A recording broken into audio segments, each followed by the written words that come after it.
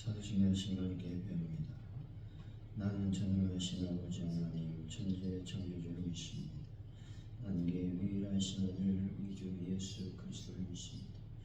그는 사람의 오른태리라 동정녀 마리아에게서 나시고 본디오 빌라도에게 고난을 받아 십자가에 못 박혀 죽으시고 장사된지 사흘 만에 죽은 자 가운데서 다시 살아나셨으니 하늘에 오르시어 전능하신 아버지 하나님 우편에 앉아 계시다.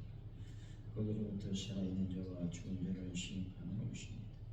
나는 성령을 믿으며 거룩한 공교회와 성도의 교제와 죄를 용서하는 것과 몸의 부활과 영생을 믿습니다. 아멘. 찬송가 449장입니다. 449장 찬양.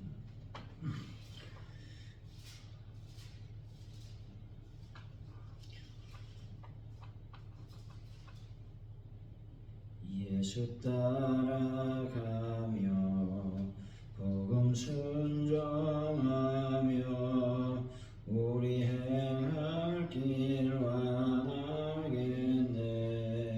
주를 의지하며 순종하는 자를 주가 늘 함께 하시리라. 의지하고 순종하는 길을 예수 안에 즐겁고 복된 길이로다. 해를 당하거나 우리 고생할 때 주가 위로해 주시겠네. 주를 의지하며 순종하는 자를 주가 안위해 주시리라. 의지하고 순종하는 길을 예수 안에 즐겁고 복된 길이로다. 남의 짐을 지고 슬픔 위로하며 주가 상급을 주시겠네. 주를 의지하며 순종하는 자를 항상 복 내려주시리라.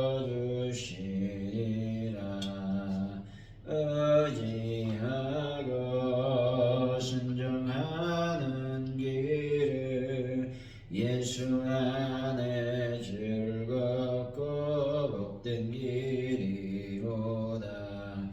우리 받은 것을 주께 다 드리면 우리 기쁨이 넘치겠네.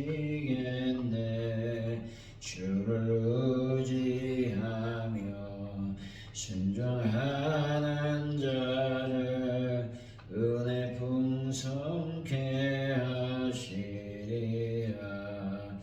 의지하고 순종하는 길을 예수 안에 즐겁고 복된 길이로다.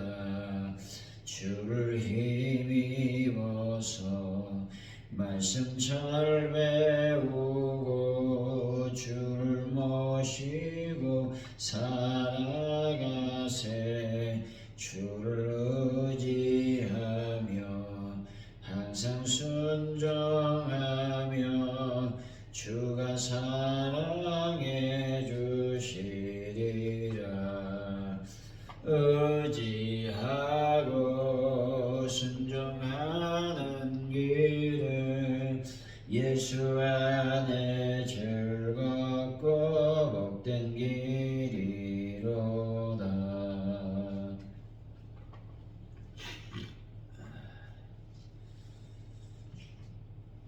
주님, 제자라고 자처하면서도 그 무엇도 버리지 못했던 저희들의 어리석음을 회개하오니 용서하여 주옵소서. 주님과 함께하는 삶을 살기 위해 기꺼이 포기하고 오히려 순종하는 믿음을 저희들에게 더하여 주옵소서. 실패하고 무너진 저희들 삶 구석구석에 오셔서 회복시키시는 주님의 능력을 맛보아 알게 하여 주옵소서. 하나님 아버지, 오늘 하루를 주님께 드리게 하여 주시고 삶과 또 신앙이 하나가 되는 놀라운 은혜를 저희들에게 더하여 주실 줄로 믿습니다. 아버지, 대한민국을 불쌍히 여기시길 원합니다. 여러 분쟁을 막아주시고 또 갈등을 해결하여 주시고 또 정치적으로 또 경제적으로 문화적으로 하나님의 공의와 정의가 온전히 실현될 수 있도록 도와주옵소서. 전 세계의 평화를 더하여 주시길 원합니다. 여러 시위와 또 분쟁과 또 전쟁 속에 있는 이 인류를 주님 불쌍히 여겨주셔서 하나님의 은혜가 온전히 임하게 하여 주실 줄로 믿습니다. 하나님 아버지, 시간 동안 간절히 주님께 기도합니다. 영광 가운데 임하여 주실 줄로 믿습니다. 하나님, 대한민국을 기억하여 주셨사오니 이제 교회들을 붙잡아 주시고 특별히 아주 오늘의 교회를 긍휼히 여겨 주옵소서. 하나님의 교회가 날로 부흥을 경험하게 하시고 하나님의 영혼들이, 많은 영혼들이 주님의 재단에 몰려오는 놀라운 은혜를 올 한 해 경험할 수 있도록 도와주실 줄로 믿습니다. 영광 가운데 임하여 주옵소서.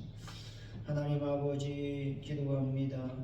우리가 전도를 하게 될 때마다 하나님께서 은혜를 더하시고 또 열매와 결실의 역사가 일어나게 하여 주실 줄로 믿습니다. 또 전도할 때 놀라운 성령의 능력과 또 성령의 역사가 일어나게 하여 주옵소서. 여러분 문제를 완벽하게 해결하시고 하나분들을 치료하여 주시고 또 재정의 모든 문제를 하나님께 아뢰입니다. 하나님께서 그 재정들을 완벽하게 채워 주옵소서. 감사합니다. 영광을 받아 주옵소서. 예수님의 이름으로 기도하옵나이다. 아멘. 오늘 우리에게 주신 말씀 마태복음 4장입니다. 12절에서 25절까지 말씀입니다.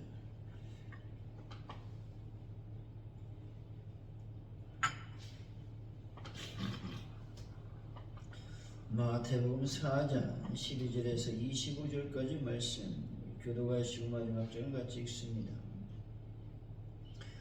예수께서 요한이 잡혔음을 들으시고 갈릴리로 물러가셨다가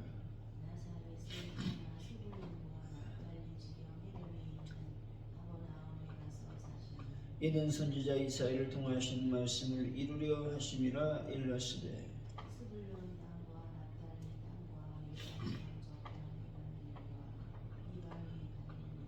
흑암에 앉은 백성이 큰 빛을 보았고 사망의 땅과 그늘에 앉은 자들에게 빛이 비추었다 하였느니라. 이때부터 예수께서 비로소 전파하시되 유대야가 천국이 가까이 왔느니라 하시니라. 갈릴리 해변에 다니시다가 두 형제 곧 베드로라는 시몬과 그의 형제 안드레가 바다에 그물 던지는 것을 보시니 그들은 어부라.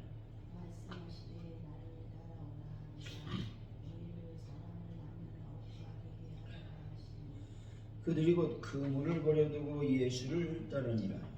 거기서 더 가시다가 다른 두 형제 곧 세베대의 아들 야고보와 그의 형제 요한이 그의 아버지 세베대와 함께 배에서 그물 짓는 것을 보시고 부르시니 그들이 곧 배와 아버지를 버려두고 예수를 따르니라.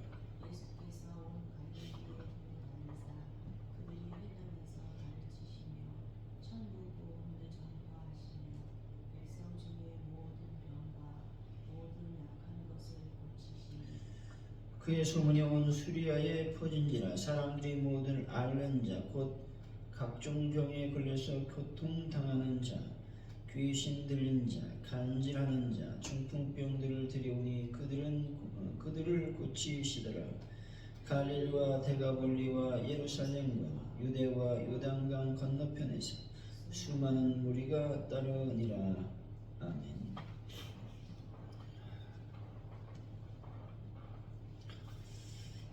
오늘의 말씀은 세례요한이 잡힌 소식을 들으신 예수님은 나사렛을 떠나 가버나움에 가십니다. 이때부터 회개하라, 천국이 가까웠다라고 전파하시며 베드로, 안드레, 야고보와 요한을 제자로 부르십니다.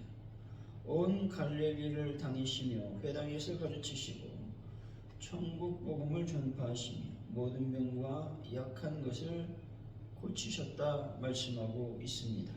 12절이죠. 시작. 예수께서 요한이 잡혔음을 들으시고 갈릴리로 물려가셨다가 세례 요한의 퇴장은 구약 마지막 선지자의 시대가 가고 본격적인 메시아의 시대가 왔음을 알리는 신호탄입니다. 예수님께서 갈릴리로 물러가신 것은 두려움 때문이 아니라 대적들의 박해를 피해 하나님의 계획된 시간표에 따라 사역의 거점을 옮기신 전략적 선택이었던 것입니다. 요한이 잡히는 것과 같이 때로는 우리 삶에 예기치 않는 문이 닫힐 때가 있다는 것입니다. 그러나 한쪽 문이 닫힌다는 것은 하나님께서 다른 사역의 문인 갈릴리를 여시는 과정일 수 있다는 것이죠. 환경의 변화에 이리 hil비하지 말고 그 이면에 있는 하나님의 인도하심을 신뢰하면 더 좋겠습니다. 13절이죠. 시작. 나사렛을 떠나 스불론과 납달리 지방 해변에 있는 가버나움에 가서 사시니 예수님은 어린 시절을 보낸 나사렛을 떠나 가버나움을 사역의 본거지로 삼으셨습니다. 가버나움은 위로의 마을이라는 뜻을 가졌으며 당시 여러 지역으로 연결되는 교통의 요충지였던 것입니다. 복음이 효과적으로 퍼져나가기에 적합한 장소를 선택하신 것입니다. 복음은 고여있는 것이 아니라 흘러가야만 하는 것입니다. 예수님께서 더 넓은 사역을 위해 정든 고향을 떠나 하셨듯이 우리도 신앙의 안주를 떠나 복음이 필요한 세상의 중심지로 나가야 된다는 것입니다. 내가 오늘 머문 자리가 복음을 전하기에 가장 좋은 가버나움이라는 사실을 기억하시기를 바랍니다. 14절이죠. 시작. 이는 선지자 이사야를 통하여 하신 말씀을 이루려 하시니라 이르시되 마태는 예수님의 모든 행보가 우연이 아니라 이미 구약 말씀인 이사야 9장 1절에서 2절에 예언된 말씀의 성취임을 강조하고 있습니다. 예수님의 사역은 철저히 말씀에 기초하고 있으며 하나님은 약속하신 바를 반드시 이루시는 분임을 증명하고 있다는 것이죠. 우리 인생의 참된 정당성은 내 계획의 성공이 아니라 하나님 말씀의 성취에 있다는 것이죠. 오늘 나의 선택이 하나님 말씀을 이루는 길인지 질문해 보아야 하는 것입니다. 말씀에 세워진 인생은 결코 흔들리지 않는다라는 것입니다. 15절에서 16절이죠. 시작. 스불론 땅과 납달리 땅과 요단강 저편 해변길과 이방의 갈릴리여 흑암에 앉은 백성이 큰 빛을 보았고 사망의 땅과 그늘에 앉은 자들에게 빛이 비치었도다 하였느니라. 스불론과 납달리는 과거 이방 침략의 통로가 되어 짓밟히고 멸시받던 지역이었습니다. 그래서 이방의 갈릴리라 불렀다는 것입니다. 사람들은 그것을 흑암과 사망의 그늘이라 불렀지만 하나님은 가장 소외된 그곳을 빛이 시작되는 영광의 장소로 바꾸셨다는 것이죠. 세상에 희망이 없다고 말하는 것이 주님이 일하시기 시작하는 곳이라는 겁니다. 내 삶의 어두운 부분, 상처 입은 과거, 소외된 마음의 구석이 있으십니까? 그것이 바로 주님의 큰 빛이 비춰야 될 자리라는 겁니다. 절망의 자리에 앉아있지 마시고 우리를 비추시는 생명의 빛을 바라보며 일어나야 되는 것입니다. 17절이죠. 시작. 그때부터 예수께서 불러서 전파하여 이르시되 회개하라 천국이 가까이 왔느니라 하시더라. 예수님의 사역의 핵심 메시지라고 말씀드릴 수 있죠. 회개는 단순히 후회하는 것이 아니라 삶의 방향을 하나님께로 돌이키는 것입니다. 하나님이 통치하시는 천국인 하나님 나라가 이미 우리 곁에 와 있다는 것이죠. 오늘 하루 내 마음에 주는 주인은 누구였나 살펴보기를 원합니다. 세상의 가치관을 따르는 발걸음을 멈추고 하나님의 통치를 받아들이는 방향 전환이 필요하다라는 것입니다. 18절이죠. 시작. 갈릴리 해변에 다니시다가 그의 형제 곧 베드로라는 시몬과 그의 형제 안드레가 바다에 금을 던지는 것을 보시니 그들은 없다. 예수님은 성전이나 화려한 왕궁이 아니라 사람들이 땀 흘려 일하는 삶의 현장인 해변으로 가셨다는 것이죠. 제자들은 특별한 종교 행위를 하던 중이 아니라 생계를 위해 금을 던지는 일상 중에 주님을 만났다는 것이죠. 주님은 우리의 평범한 현실을 보시고 그 안에서 우리를 주목하신다라는 것입니다. 19절이죠. 시작. 말씀하시되 나를 따라오라. 내가 너희를 사람을 낳는 어부가 되게 하리라. 주님 먼저 나를 따라오라고 초청하고 계십니다. 제자도의 핵심은 지식을 배우는 것이 아니라 주님과 함께 걷는 것입니다. 또한 사람을 낳는 어부가 되게 하겠다라는 말씀은 그들이 가진 어부로서의 기술과 성실함을 이제는 영혼을 구원하고 생명을 살리는 고귀한 일에 사용하시겠다라는 재창조의 선언의 말씀인 것입니다. 20절이죠. 시작. 그들이 곧 그물을 버려두고 예수를 따릅니다. 곧이라고 하는 단어에 우리는 주목해야 하는 것입니다. 제자들은 주님의 권위에 압도되어 계산하거나 머뭇거리지 않았다는 것입니다. 생계의 수단인 그물을 버려두었다라는 것은 내 삶의 안전장치보다 주님을 더 신뢰하기로 결정했다라는 의미가 있는 것입니다. 순종은 나중에 하는 것이 아니라 바로 지금 하는 것입니다.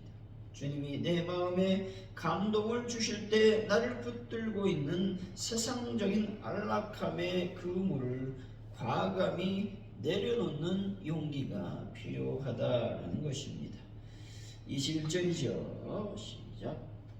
거기서 더 가시니가 안드로 형제 곧 세베대의 아들 야고보와 그의 형제 요한이 그의 아버지 세베대와 함께 배에서 금을 젓는 것을 보시고 부르시니. 예수님은 계속해서 사역을 확장해 나가십니다. 이번에는 그물을 던지는 자들이 아니라 다음 족을 위해 그물을 깃고 있는 자들을 부르고 계십니다.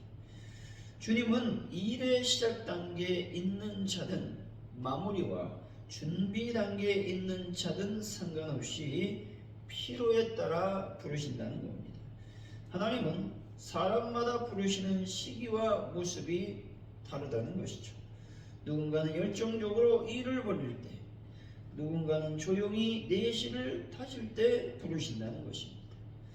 다른 사람의 소명과 나를 비교하지 말고 지금 내 모습 그대로를 부르시는 주님의 음성에 귀를 기울여야 한다는 것입니다. 22절이죠. 시작.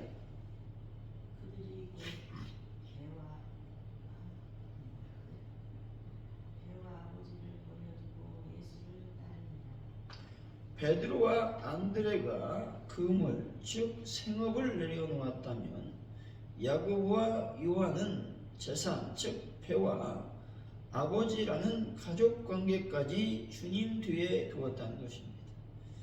이것은 가족을 미워하라는 뜻이 아니라 예수 그리스도를 삶의 최우선 순위에 두었음을 의미한다는 것이죠. 주님을 따르는 길은 내 삶의 모든 관계가 새롭게 정립되는 길이라고 하는 것입니다. 23절이죠. 시작. 예수께서 갈릴리에 두루 다니사 그들이 회당에서 가르치시며 천국 복음을 전파하시며 백성 중에 모든 병과 모든 약한 것을 고치시니. 본절은 예수님의 사역 모델을 세 가지로 요약하고 있습니다. 가르쳤다고 말씀하죠. 이것은 하나님 나라라는 복음의 하나님의 말씀을 바르게 해석하여 영적 무지를 깨우쳤다라는 말씀이죠. 전파하셨다고 말씀합니다. 이것은 하나님 나라라는 복음의 핵심 메시지를 선포하셨다라는 것입니다. 고치셨다고 말씀합니다. 이것은 죄로 인해 깨어진 육체와 마음의 질병을 회복시키셨다라는 것입니다. 예수님은 인간의 영혼, 다시 복음과 지성, 가르침, 그리고 육체, 치유 모두에 관심을 두시는 전인격적인 치유자였다, 구원자였다라고 말씀하고 있는 것입니다. 24절이죠. 시작. 그의 소문이 온 시리아에 퍼진지라 사람들이 모든 앓는 자 곧 각종 병에 걸려서 고통당하는 자 귀신 들린 자 간질하는 자 중풍병자들을 데려오니 그들을 고치시더라. 예수님의 소문은 이스라엘 국경을 넘어 이방 땅인 수리아까지 퍼졌습니다. 당시 사회에서 소외되고 저주받았다고 여겨지던 귀신 들린 자, 간질하는 자, 중풍병자들이 예수님께 나왔다는 것이죠. 주님은 그들을 거부하지 않으시고 모두 고치셨습니다. 주님의 사역은 차별이 없으며 가장 깊은 절망 속에 있는 자들에게 소망이 되었다 말씀하고 있는 것이죠. 25절입니다. 시작. 갈릴리와 데가볼리와 예루살렘과 유대와 요단강 건너편에서 수많은 무리가 따릅니다. 사방팔방에서 수많은 무리가 예수님을 따르기 시작했습니다. 하지만 마태복음 전체를 통해 볼 때 이 무리는 예수님의 기적과 혜택을 바라고 모인 사람들이라는 것입니다. 사랑하는 성도 여러분, 예수님을 만났다면 이제는 그물을 버려두고 주님을 따르시고 세상을 치유하는 하나님 나라의 일꾼으로 살아가는 분들이 되시기를 예수 이름으로 간절히 축원드립니다. 기도합니다. 하나님 아버지, 우리 환경이 어떻게 변화될지는 모르지만 그 환경에 마음을 조급하게 여기지 말고 그 이면에 역사하시는 하나님의 인도하심을 늘 신뢰할 수 있는 믿음을 더하여 주실 줄로 믿습니다.